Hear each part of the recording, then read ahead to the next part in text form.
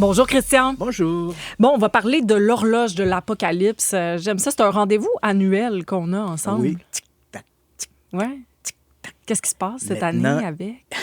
Maintenant, nous sommes à 85 secondes de l'apocalypse.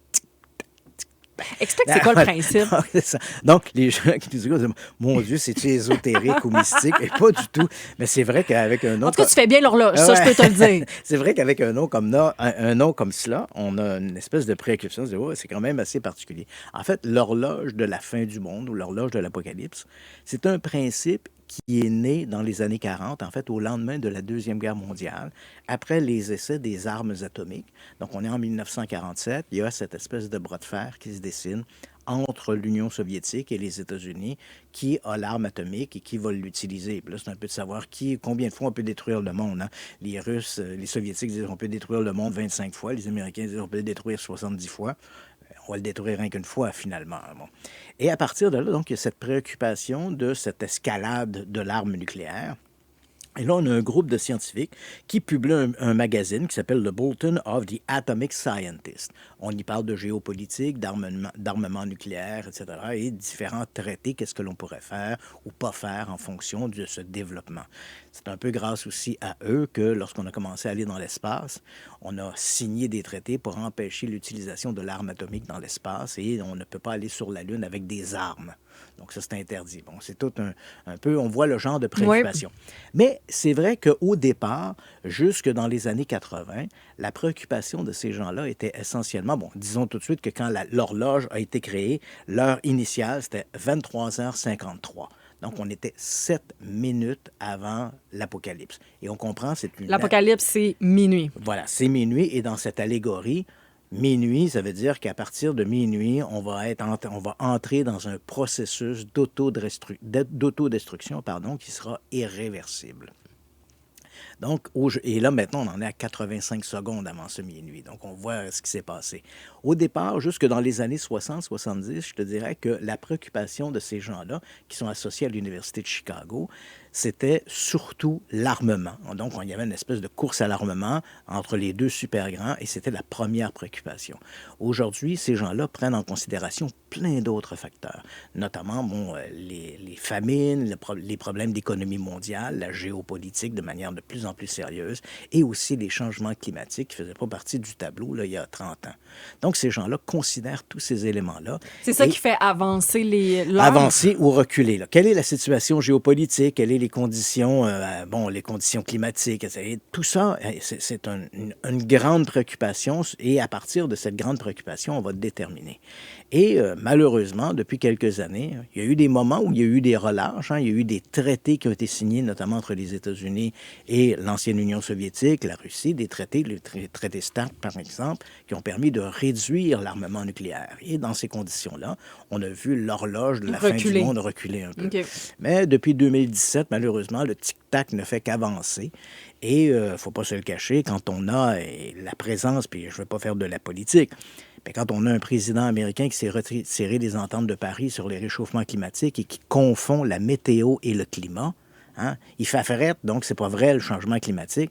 Ça, c'est de la météo, c'est pas le climat, ça. Là. Donc, et là, on comprend que ça devient de plus en plus préoccupant.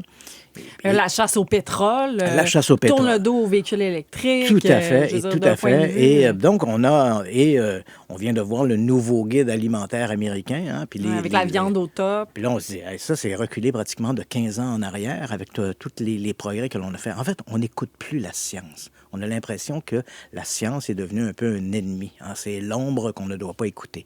Mais en même temps, ça se reflète sur ses préoccupations à l'échelle mondiale.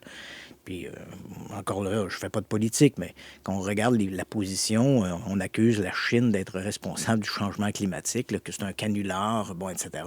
On donne foi à des théories du complot qui ne reposent sur strictement rien. Bien, évidemment, on comprend que dans l'horloge de la fin du monde, ça ne peut aller que vers le minuit. On ne peut que se rapprocher du minuit. Maintenant, il est 85 secondes avant ce que ces experts-là jugent comme étant le moment où on va franchir l'irréversible. Mais là, on vient de l'avancer. l'avancée de 4 On secondes. vient de l'avancer de 4 secondes. Donc, l'an dernier, à peu près à pareille date, on était à, grosso modo, là, à 89 secondes de la fin du monde. Et là, on est passé à 85 secondes. Donc, on se rapproche de ce moment-là. Maintenant, la question, on peut se dire, est-ce que ça a une influence? Malheureusement, non. Tu sais, ça me paraît davantage un exercice intellectuel. Tu sais, Mais pourquoi ils font ça, justement? Ben, en fait, on veut bien attirer l'attention du monde. Hein. C'est fait dans une espèce de cérémonie, puis on dévoile l'horloge, puis là, on voit une personne qui est attitrée, qui avance l'horloge ou la recule. Donc, C'est l'effet de notre jour de la marmotte qui est Voilà, aujourd'hui. Par voilà. ailleurs, on prédit un printemps hâtif. ouais, Fallait que je le souhaitons-le, mentionne. souhaitons-le. Je suis tanné de faire geler. Ah, je disais, vendredi, je pense qu'on est rendu le 48 janvier. Oui, Mais là, on est rendu en février. Exact. Et donc, Mais bon, ouais, est-ce que ça, c'est fait de manière un peu théâtrale, mais à partir du moment où on le fait, est-ce qu'il y a vraiment une préoccupation? Est-ce que les autorités, comme c'est l'Université de Chicago, on le comprend, c'est aux États-Unis, donc les États-Unis qui est le super grand, là, est-ce qu'il y a vraiment, on sent au sein du gouvernement une préoccupation lorsqu'on voit ces éléments-là? Malheureusement, non. On ne voit pas d'efforts qui sont mis pour soit atténuer les tensions à travers le monde, atténuer justement cette course au pétrole. Là, on veut on veut avoir le pétrole du Venezuela, maintenant celui du Groenland, celui du Moyen-Orient. Et ça, ben, malheureusement, ça n'augure rien de bon pour les prochaines années. Même si ça ne fait pas bouger, j'aime quand même l'image. Puis tu sais, vois, ça fait aussi qu'on en parle aujourd'hui. Oui. Et ça on amène la sent, moi, je la sens, l'inquiétude, quand tu le racontes. Là. Oui, puis l'inquiétude, c'est la problématique, c'est que l'inquiétude, elle est faite par le public en général. On sent que le public est préoccupé par ça. Dans les milieux académiques, les milieux intellectuels, qu'on va qualifier parfois d'élitistes, ces gens-là aussi sont préoccupés de ça. Mais leur voix, quelle est la voix qu'ils ont lorsqu'il est question d'essayer de faire fléchir un gouvernement pour prendre des décisions? Malheureusement, le sort de la planète est davantage joué sur une question économique que sur une question de bien-être. Et puis, éventuellement, ben, encore une fois, j'ai encore entendu ce week-end des discours. Ouais, les Soviétiques, les Russes peuvent faire sauter la planète 45 fois. Ça sert à quoi, ça? Faire sauter la planète 45 fois? Une fois va suffire. T'sais. Donc, voilà, c'est effectivement, c'est préoccupant. Et espérons qu'éventuellement, il y aura des mécanismes qui seront mis en place pour essayer d'éveiller certaines consciences aux dangers qui nous menacent au quotidien avec cette escalade à la fois de menaces et de politiques extrémistes.